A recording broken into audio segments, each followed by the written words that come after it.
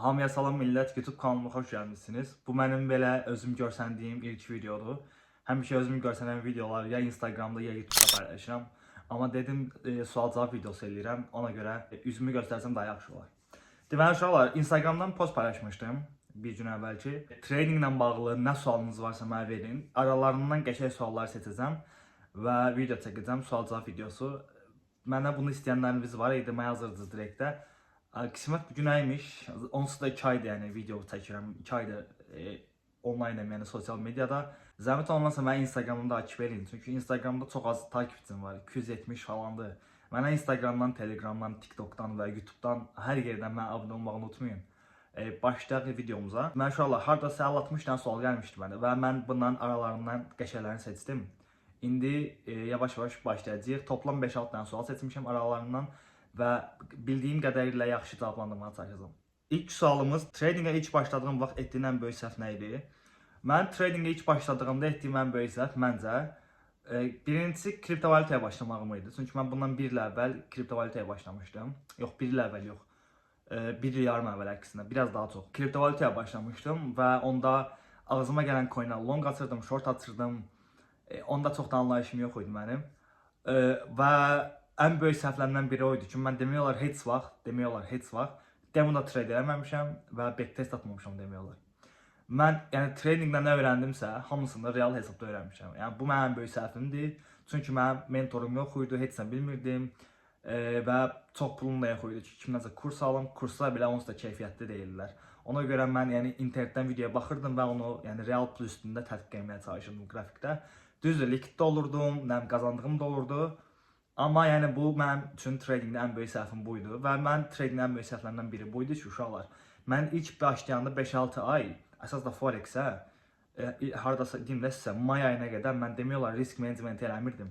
Yəni deyirdim ki, nə olar. Çox da ciddi yanaşmırdım risk menecmentdə, çünki elə düşünürdüm ki, hər şey burada strategiyadır, işləmdir və sən nə qədər take profit olsan qazancın da çox olacaq. Amma halbuki elə şeylər yox idi, uşaqlar. Burada qazanmağın bir nömrəli qanunu o ki, sən risk menecmentində yüksək olmalıdır. İkinci suala keçək indi. Yazıb həqiqətən stabil qazanca nə vaxt çatdın? Deməli uşaqlar, stabil qazanc nə deyirsiniz? Birinci bunu da açmaq lazımdır. Stabil qazanc nədir? Məsəl üçün mənim payout vaxtım vardı. Hər 2 həftədən bir və yaxud hər ayda 2 dəfə mən payout çəkməyə çalışıram standart olaraq. Və bu payoutlardan mən düzənli olaraq pul qazanıramsa, mənim olur stabil qazancım. İndi bildik ki, stabil qazanc nədir? İndi ikinci hissəsi.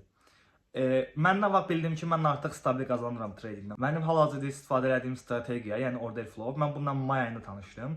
Və mən bunu öyrənməyim hardasa deyim də sizə, may, iyun, iyul, avqust, hardasa avqustun əvvəli, iyulun axırında mən artıq bitirdim. Dedim ki, mən hazıram, fon ala bilərəm, yəni fon keçə bilərəm. Mən bu strategiyaya görə düzdür, fonlarımı almışdım, 3 dənə mən fon partlatmışdım. 5Ers firmasından, yəqin ki, hamınız bilirsiniz. 3 dənə fon partlatmışdım ondan. Daha sonra keçdim bu strategiyaya və risk menecmentimi mükəmməl dərəcədə inkişaf etdirdim.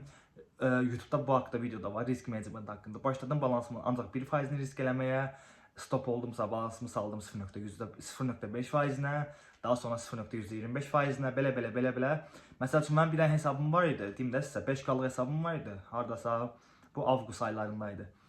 5K-lıq hesabda 4700-ə gəlib çatmışdım. Və köhnə etibar olsaydı nə edərdi? Köhnə etibar olsaydı 4700 dollardı və fonun partlamağına 100 neçə dollar qaldı. Artıq 4700-dürsə fon partlamaq limitimdə elə bir şeydir. 4500 dollar idi. Mən nə edim? Köhnə etibar olsaydı demişdi ki, onsuz da fon partlayıb 200 dollarını, 200 dolların hamısını risk elə və şeydir, ya davam ya tamam. Amma mən nə edim? Başladım balansımın 0.125-ni risk eləməyə. Elə qaldırdım onu, hesabımı elədim 5K. Hesabımı 5K eləyəndən sonra yenə balansımın 1%-ni risk elədim və ardıcıl 4-5 dinə işləmə, karlılıq işləmdə mən yəni hesabı keçdim funded oldum. Yəni 4700-lük hesabı mən qaytardım fundedi. Yəni demək istəyirəm ki, risk menecmentin önəmi budur. Suala qayıtdıqda isə, yəni nə vaxt stabil qazancı oldu? Məncə yəni mən bu strategiyaya keçəndən bəri mənim trading zamanımın ən yaxşı dövrünü keçirirəm və məncə mən bu strategiya ilə də yəni davam edəcəm. Minimum mən düşünürəm ki, yəni İnanmıram nə vaxtsa bu strategiyadan başqa strategiya keçərəm. Çünki hal-hazırda məni profitable eləyən strategiya budur və mənə yaxşı təsir edir və işləmlərim də göz qabağında. Keçək növbəti suala. Səncə tradingdə hansı vacibdir? Strategiya, psixologiya yoxsa disiplin? Deməli uşaqlar, ilk növbədə bu sualı yazan insanlara yəni minnətdaram. Qəşəng suallar yazmısınız, düzdür. Mənasız suallarda yazanlar var arada, amma belə qəşəng suallarda yazanlar var. Deməli yazmısan ki, strategiya, psixologiya yoxsa disiplin. Deməli uşaqlar, strategiya, psixologiya və disiplin. İndi bunların hamısı bir-birinə əlaqəlidir, amma necə? Disiplini yoxdursa, strategiyan uyğun olmayacaq. Strategiyan da uyğun olmayanda sənin psixologiyan xarab olacaq. İlk növbədə insan disiplin olmalıdır. Daha sonra strategiyan qəşəng olmalıdır. Zaten strategiyan qəşəng olsa, avtomatik olaraq psixologiyan qəşəng olacaq. Və uşaqlar, sizə buradan bir söz demək istəyirəm ki, psixologiya haqqında. Ola bilər ki, siz sevgilinizdən ayrılarsınız. Və yaxud ola bilər ki, sizin ailəvinizdə Allah eləməsin hansı bir itki baş verə bilər. Və yaxud həyatınızda bir pis xəbər eşidə bilərsiniz və yaxud xəstələnə bilərsiniz ciddi. Xahiş edirəm, bacardığınız qədər bunları tradingə qatmayın. Çünki trading elə bir şeydir uşaqlar. Tradingdə, yəni sən 5 il tradingdə oldun və yaxud 1 il tradingdə oldun, bunun heç bir mənası yoxdur. Sən elədiyin ilk səhvdə sənin balansın hamısı da gedə bilər. Sənin psixologiyan elə çökə bilər ki, sən daha sonra heç bir yaxşı işləmə girənməzsən və hesabı bağlayarsan və hesabı bağlamaqdan da əlavə trading karyeranı bitirə bilərsən. Çalış şəxsi həyatında baş verən mənfi və yaxud müsbət hadisələri tradingə qatma. Çalış həmişə tradingdən, elə bir işlə şəxsi həyatı aral tut bir-birindən. Ondan sonra sənin strategiyan da qəşəng işləyəcək, həmçinin disiplinli olasan. Bir əməliyyatda maksimum nə qədər risk edirsən? Uşaqlar, deməli, mən hazırda bu videonu çəkəndə 2 dənə 10k, bir dənə 5k hesabım var mənim. Əvvəl də 100k hesabım vardı, daha sonra onu partlatdım. Nəysə, onu başımı bıraxır, ondan çox danışmaq lazımdır. Deməli, uşaqlar, mən balansımın həmişə 1%-ni risk edirəm. Tutaq ki, mənim 10k-lıq hesabım var da. Mən elə bir $9,800 qədər mən hesabımın 1%-ni risk edirəm. Daha aşağı düşdükcə balansımın elə bir 0,5%-ni, daha sonra 0,25%-ni, o belə stop olsa balansımın 0,12%-ni risk edirəm. Əgər yox, mən artıq 10.000 keçdim və funded oldumsa, onda çalışıram maksimum 1% risk edim. Çünki funded olduqdan sonra çox risklidir. Sənin risk yönetimində, sənin işləmlərində. Çünki sən funded olmuşsansa, demək olar sən öz pulundan trade edirsən və sənin orada hər qazanacağın və itirəcəyin hər dollar sənə mənfi və yaxud müsbət təsir edə bilər. Ona görə balansımın ən yaxşı halda 1%-dən yəni yuxarı risk eləməyi tövsiyə eləmirəm. Bilmirəm, 2% risk eləmək bəlkə olar, bəlkə hardasa olar. Mən də eləmişəm 2% risk, düzdür. Amma 100% əmin olduğun setuplarda və yaxud 100% əmin olduğun psixologiyan qəşəng olmalıdır, strategiyan qəşəng olmalıdır və həmin setupın qəşəng olmalıdır ki, mənim durum %2 balansına risk eləyim. Ardıcıl itkilərdən sonra necə davranırsan, plan nədir? Qəşəng sualdır bu. Bunu kim yazıbsa, yəni öpürəm də onu. Deməli uşaqlar, ardıcıl itkilərdən sonra plan nə olur? Mən həmişə yəni ikinci stop işləmindən sonra bir gündə işləm eləmirəm, dayandırıram işləmi və baxıram ki, mən niyə stop olmuşam. Mənim əsas planım nədir burada? Take profit olmaq. Take profit olan mənim, ikinci işləm atıram və yaxud amma başqa pairdə. Qızılda stop oldumsa məsəl üçün çalışıram həmin gün qızılda işləm atmayım və yaxud başqasında. Anladınız nə demək istəyirəm? Yəni bir dənə pairdə mən gündə maksimum bir dənə stop ola bilərəm. Ümumi 2 dənə stop ola bilərəm. 2 dənə stopdan sonra mən işləm atmıram. Gözləyirəm növbəti günü və baxıram niyə stop oldum. Yəni çalışıram qrafikdən uzaq durum, yəni bir məna ilə. Və qrafikdən uzaq olmaqla da yanaşı öz stoplarımı araşdırmağa çalışıram ki, niyə stop olmuşam. Deməli uşaqlar, o bir sual nə idi? Hər kəs trader ola bilər, yoxsa bu sahə hər kəs üçün deyil? Deməli uşaqlar, hər kəs trader ola bilməz. Bu bir mənalı şəkildə bunu başdan deyim. Yəni hamı futbolçu ola bilər, sizdə yox. Hamı idmançı ola bilər, yox. Hamı müdir ola bilər, yox. Bu da elə bir şeydir. Uşaqlar, trading bir sahədir, trading bir sənətdir və bu sənət üçün yaranmış insanlar var. Məsəl üçün mən düşünürəm ki, bu sənət üçün yaranmış insanlardan biriyim. Və yaxud sizin də aranızda elə insanlar var ki, həqiqətən də tradingi bacarır, psixologiyasını qəşəng yönetir, risk yönətimi qəşəng eləyir. Və bunlar trading üçün yaranmış insanlardır. Kimlər trader ola bilməzlər? Uşaqlar məncə. Çox duyğusal insanlar, çox kiməsə bağlı olan insanlar trader ola bilməzlər əlbəttə. Çünki onlar psixologiyanı idarə edə bilməyəcəklər, sonra riski idarə edə bilməyəcəklər. Daha sonra hesablarını partlayacaqlar. Sonra da gəlib sağda solda yazacaqlar ki, trading qumardır. Son 2 sual qalıb. Son 2 sualda cavablandırım. Ondan sonra videomu bitirərik inşallah.